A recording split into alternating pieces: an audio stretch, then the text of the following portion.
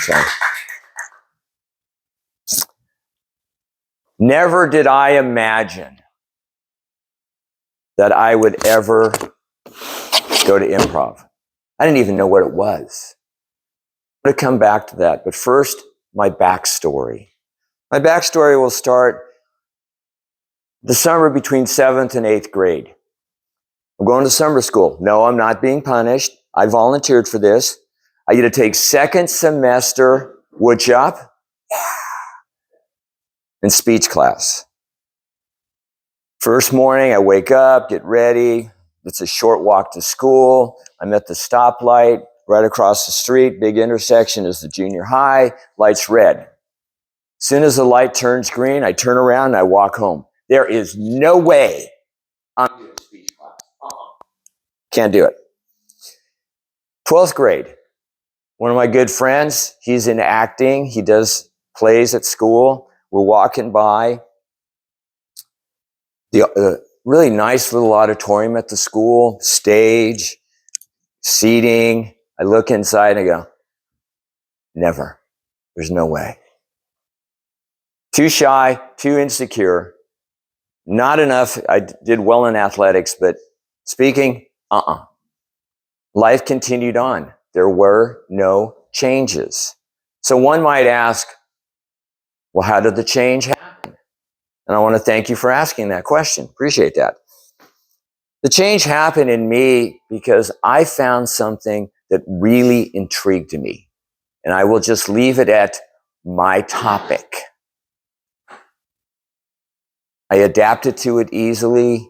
It was very intriguing, simple to understand, very powerful.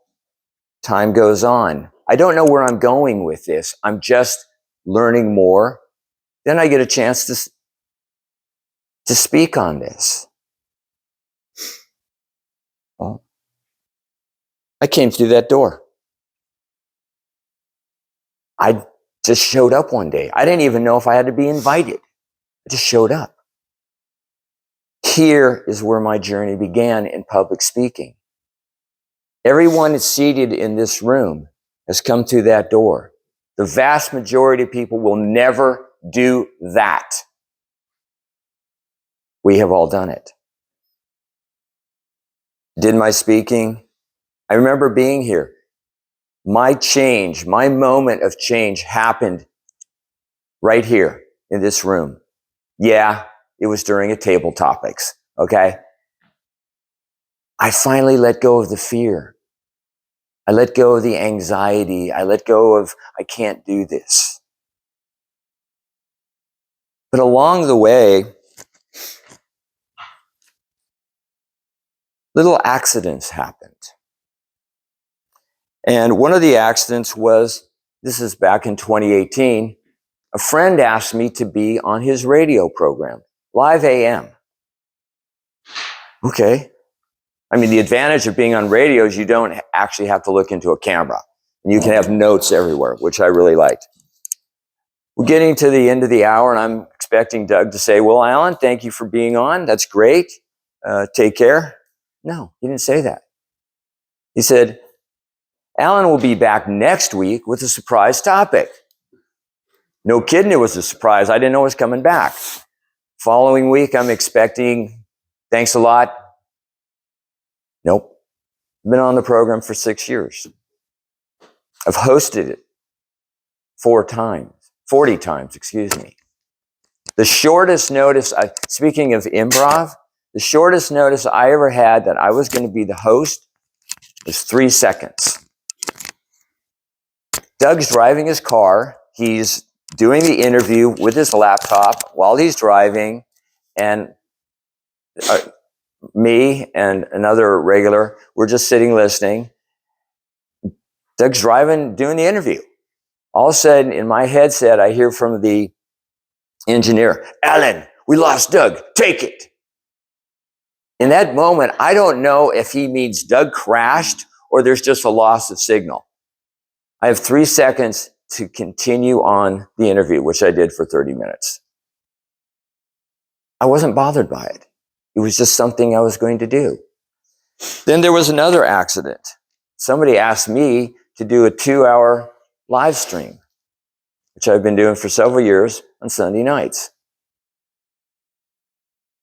I had no ambition for this, but it was the next, in looking back, especially what Shannon taught us last week, it was the next risk to take. And when I talk about risk or opportunity, I'm not talking about climbing Everest naked. I'm not talking about that kind of risk. It is just the next step in our progress as public speakers. I took it on. Then this is where it happened. For those who've been around long enough, you remember our former member, Lauren Sitzman. Great gal, great speaker. At one meeting, she was talking about how she was doing something new. She went to National Comedy Theater, which is on India Street, and she's taken improv. That intrigued me because I didn't know what improv was. I mean, I knew the word, but I'd never been to a show. I didn't know what it was about. And she just raved about it. It was wonderful. Went on the computer, looked it up. Okay, I'll try it out. And I went to my first class. I'm walking in. I have no idea what is about to happen. I go to the second class. And on the way home at night, driving up 5 North, is where I coined the phrase. I thought to myself as I'm driving home from class, man, that was 2 hours of stupid fun. And it has been stupid fun ever since. What I get, and then in my development as a speaker, which I will always be in development, I got a chance to give a presentation 3 years ago in South Dakota on a topic that I came up with. And I've given some of the parts of it to the group. The title is 5 Women of the American Revolution. I found the first one by accident. I just saw her name and her story on a website. I was looking up some other history. I found the other 4. I was amazed. They let me give the presentation. Afterwards, much to my, I expect,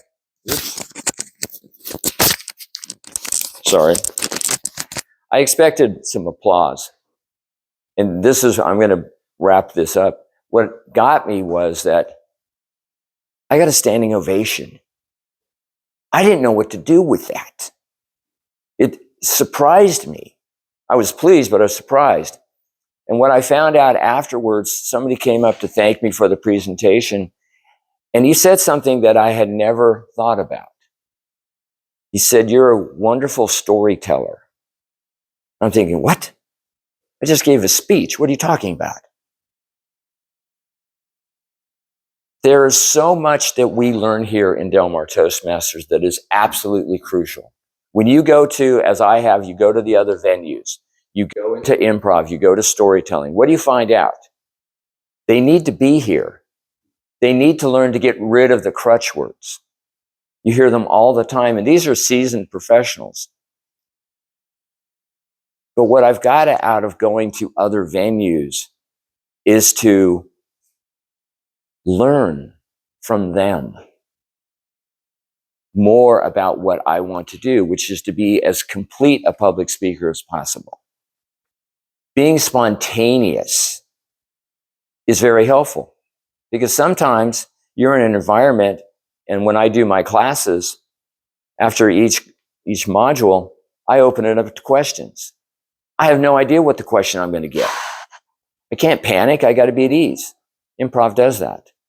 There's so much that we can learn by taking the bold step we did here, that risk, that seeking of opportunity, we can take it elsewhere to improve our overall speaking ability, our knowledge of it, and the opportunity to share what we learn with other groups. So I'm not trying to think that, oh, Del Mar Toastmasters is going to be an improv group. No. Del Mar Toastmasters needs to be what it is. But being exposed to the art of storytelling, which is really fun. Being exposed to what aspects of improv we can bring into our own actions is wonderful. And last thing, we did improv table topics last week. Who was here and who remembered Carol's performance? Okay, I will never forget that. She didn't want to go, but when she left, big smile. Keep taking the risk. Keep looking for new opportunities to take what you learn here elsewhere. Thank you. Thank you, Alan.